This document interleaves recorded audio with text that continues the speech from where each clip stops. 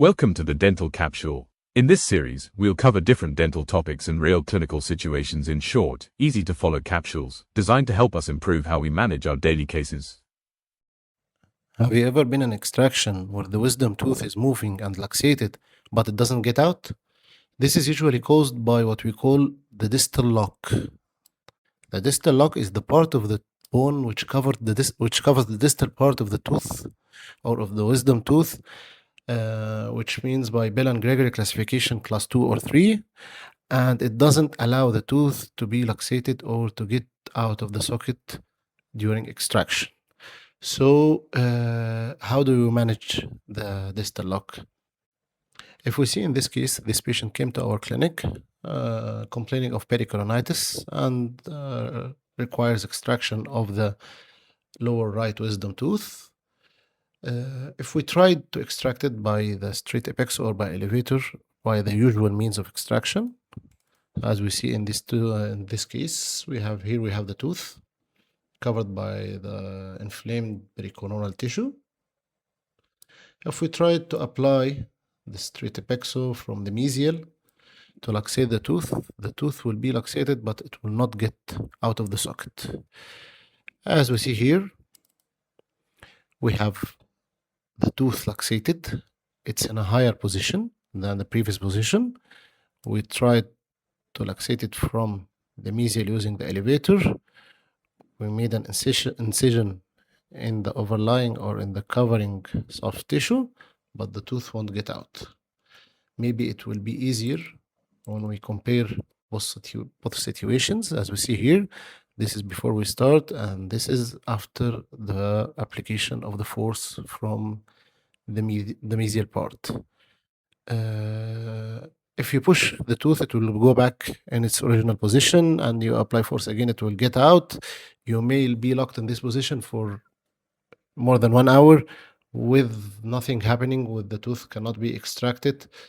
If we see it on X-ray, as we see, here is the starting position of the extraction, and here is the luxated position. The tooth is held in its place by what we call it the distal lock. So how should we manage this before we start talking? This video may elaborate what happened when we apply the force. The tooth starts rotating, but it's held in its place by the distal lock. So how do you manage it? You have two main ways to solve this situation. Either by removing this distal part of the tooth, by cutting the distal part of the tooth, which will be helpful, allowing the tooth to be rotated in this space. You will be emptying this space and allowing the tooth to be rotated in this space. Or either you will start removing the distal bone by a surgical wear. So either by cutting the distal part of the tooth or by guttering of the buccal and the distal bone. Both ways are okay. Sometimes you will need to use the both ways depending on the difficulty of the extraction. But what did we do here? What we did here is the third solution, but it requires a relatively easy case, like this one.